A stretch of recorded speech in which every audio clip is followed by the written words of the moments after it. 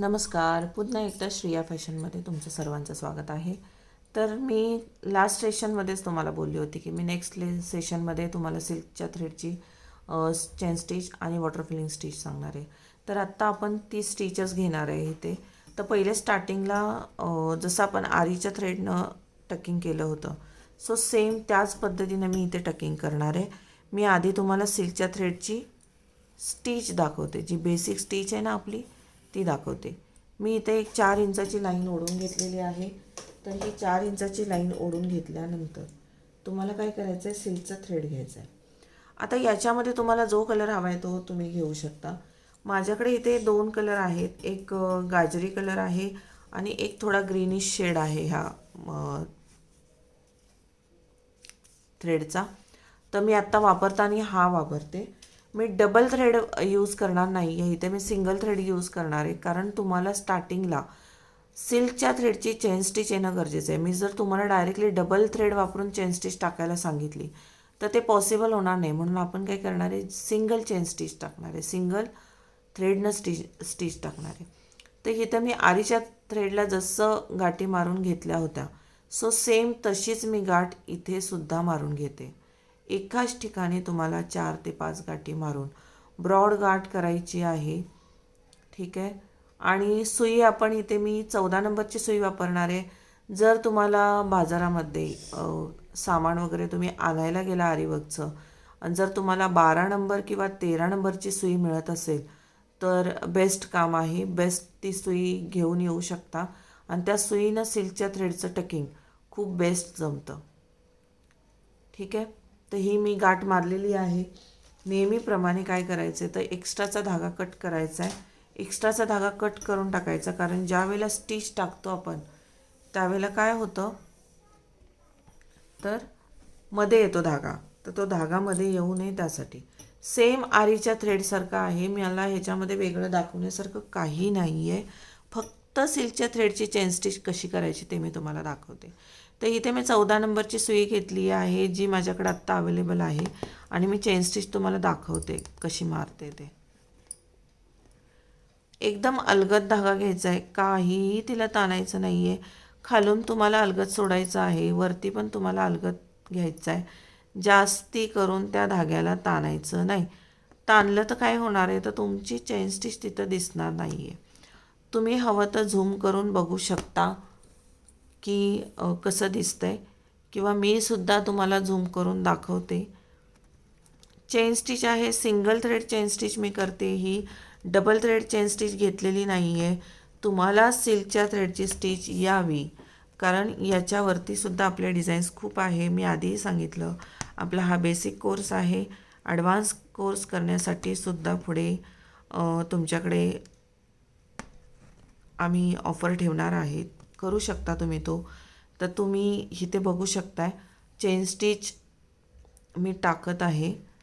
ती proper chain स्टिचसारखी दिसली पाहिजे, जशी आपली आरीची दिसते. जरी आरीचा धाग्याला जर असते त्यामुळे थोडासा फरक पडतो, पण सिल्कच्या थ्रेडच्या चेन स्टिचला खूप अलगद, मी काय फास्ट नाही करत आहे, खूप स्लोली काम करायचं आहे. स्लोली चेन स्टिच तुम्हाला ती आली पाहिजे. आणि मी आत्ताच सांगितलं, डबल थ्रेड आत्ताच हातात घ्यायचा नाही. तुम्हाला ह्याची पूर्णतः प्रॅक्टिस झाल्यानंतर तुम्हाला डबल थ्रेड हातात घेऊन डबल थ्रेडनं ट्राय करायचं आहे. स्टार्टिंगलाच जर तुम्ही सिल्कचा थ्रेड डबल घेतला आणि टकिंग करत बसला तर एक थ्रेड मागे एक थ्रेड पुढे येतो. म्हणून मी सजेस्ट करते की सिंगल चेन स्टिच जी आहे ती सिंगल थ्रेडनं टाकायची. तर माझी इथे 4 इंचाची लाईन कंप्लीट झालेली आहे, तुम्ही बघत असाल. तर मी इथे आता ह्याला काय करते, गाठ मारून घेते. सेम गाठ येणार आहे, हा काही फरक नाही आहे. जी तुम्ही आरीच्या थ्रेडला गाठ मारता तीच गाठ इथे मारायची. ओके. तर ही झाली आपली चेन स्टिच. तुम्ही बघत असाल व्यवस्थित दिसते, कुठे धागा तुटलेला नाही आहे किंवा कुठे त्याला पीळ बसलेला नाही आहे. जशी आपली आरीची इथे दिसत असेल तुम्हाला, जरी आरीच्या थ्रेडनं टाकलेली चेन स्टिच साईडला पण आहे आणि त्याच्या बाजूला मी ही सिल्कची चेन स्टिच घेतली. तर आता ह्याच्या पुढे आपल्याला काय घ्यायचं आहे, तर वॉटर फिलिंग स्टिच घ्यायचे. मी आधीच तुम्हाला बोलले की आपण वॉटर फिलिंग स्टिच आणि सिल्कच्या थ्रेडची स्टिच करणार. कारण वॉटर फिलिंग स्टिच ही सिल्कच्या थ्रेडनंच केली जाते. वॉटर फिलिंग स्टिच म्हणजेच पाणी स्टिच. पाण्यासारखा त्याचा आकार त्याला पाण्याला जसा आकार नसतो तसंच ह्या स्टिचला काहीच आकार नाही आहे. जिथं फिल इन द ब्लँक्स म्हणतो आपण, जिथे मोकळी जागा आहे तिथे आपल्याला त्या स्टिचचा वापर करायचा असतो.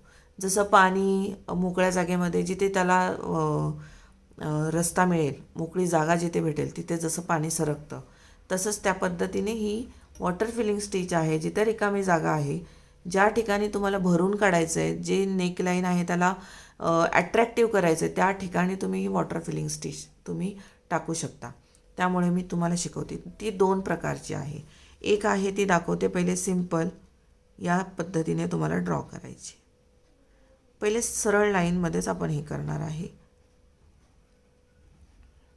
या पद्धतीनं.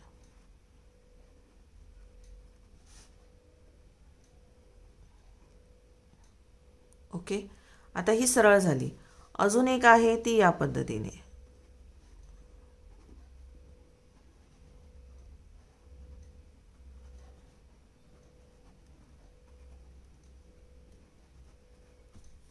या पद्धतीने पण टाकू शकता. तर आपण ह्या वॉटर फिलिंग स्टिचला सुरुवात करूया.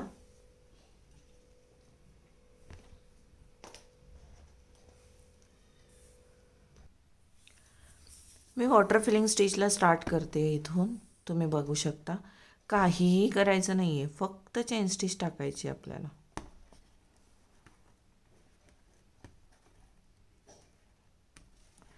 जो शेप मी काढला आहे त्या शेपनेच तुम्हाला काय करायचं आहे तर चेन स्टिच टाकायची. आता इथे मोठा शेप घेतलेला आहे जेणेकरून तो तुम्हाला मी दिसला पाहिजे की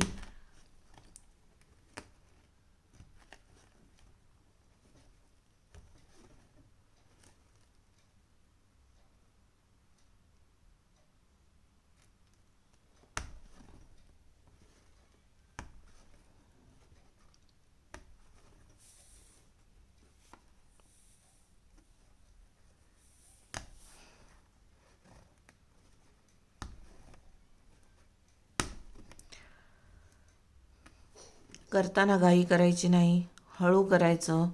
आलं पाहिजे, नाही तर म्हणणार धागा तुटतोय, सिल्कचा थ्रेड आहे हा. जर तुम्ही हळू एकदम अलगद, जसं आपण म्हणू शकतो एखादी कापूस आहे तर त्याला कसं मऊ वाटतं, एकदम अलगद हाताने आपण हे करत असतो. तर ह्या धाग्यालाही तेवढ्याच ह्याने हाताळायचं आहे तुम्हाला. आरीच्या थ्रेडसारखं यूज नाही करायचं, एकदम अलगदमध्ये काम करायचं आहे. तुम्ही इथे बघत असाल किती अलगदपणे मी तो धागा वर खाली करते. एकदम अलगद पकडायचं आहे. आरीच्या थ्रेडसारखाच आहे पण अलगद, कारण असं वाटतच नाही की आपल्या हातामध्ये तो थ्रेड आहे. त्यामुळे एकदम अलगद पकडायचा, नाही तर तुम्ही त्याला ताणायला जाल आणि तो तुटेल, असं नको आहे आपल्याला. त्यामुळं कसं करायचं, एकदम अलगदमध्ये काम करून टाकायचं.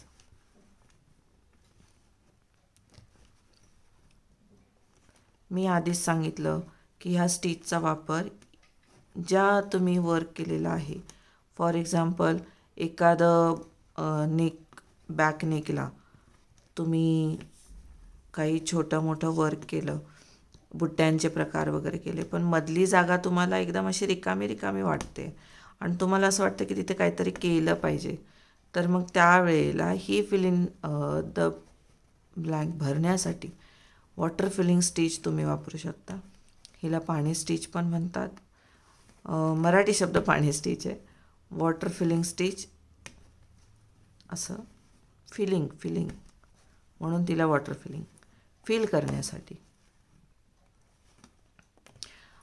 समजा तुम्ही ह्युमन बिईंगचं डिझाईन घेतलं, म्हणजे एखादी बाईचं काढलेलं आहे, तर मग त्यावेळेला तुम्ही काय करू शकता, जर तिच्या साडीवरती तुम्हाला डिझाईन घ्यायची आहे तर मग पूर्ण चेन स्टिच भरा किंवा त्याला अजून काही टकिंग करा, तर मग त्याच्यावरती सुद्धा तुम्ही ही वॉटर फिलिंग स्टिच करू शकता. छान दिसतं ते सुद्धा. मला जेवढं सजेस्ट करता येईल तेवढं मी तुम्हाला सजेस्ट करते. तर या पद्धतीनं तुम्हाला काय करायचं आहे, ही दोन्ही शेप तुम्हाला समोर दिलेले आहेत, वरचा खालचा दोन्ही पण. तर मी आता हे पूर्ण करून दाखवते तुम्हाला.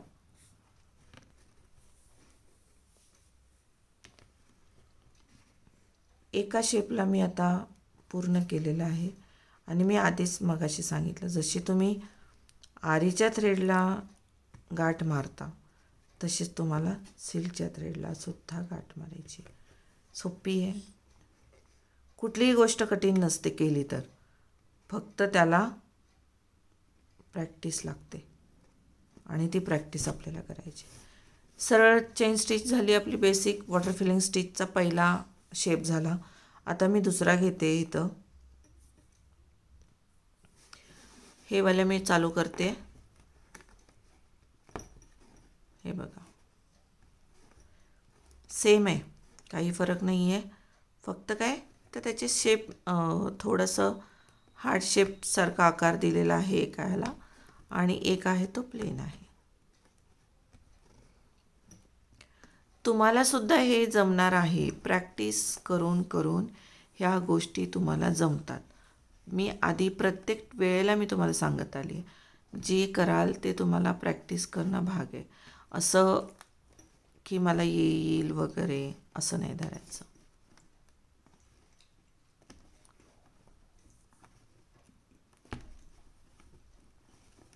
सिल्कच्या थ्रेडची प्रॅक्टिस करायची आणि ती गरजेची आहे, जेणेकरून तुम्हाला पुढचं वर्क आहे ते करता येऊ शकतं.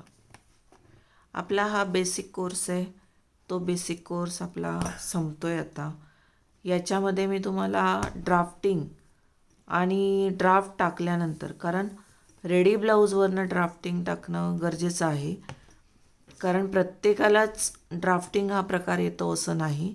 त्यामुळे मी तुम्हाला ड्राफ्टिंग हे शिकवतेच, प्रत्येक स्टुडंटला शिकवते मी, त्यामुळे ते तुम्हालाही कंपल्सरी आहे.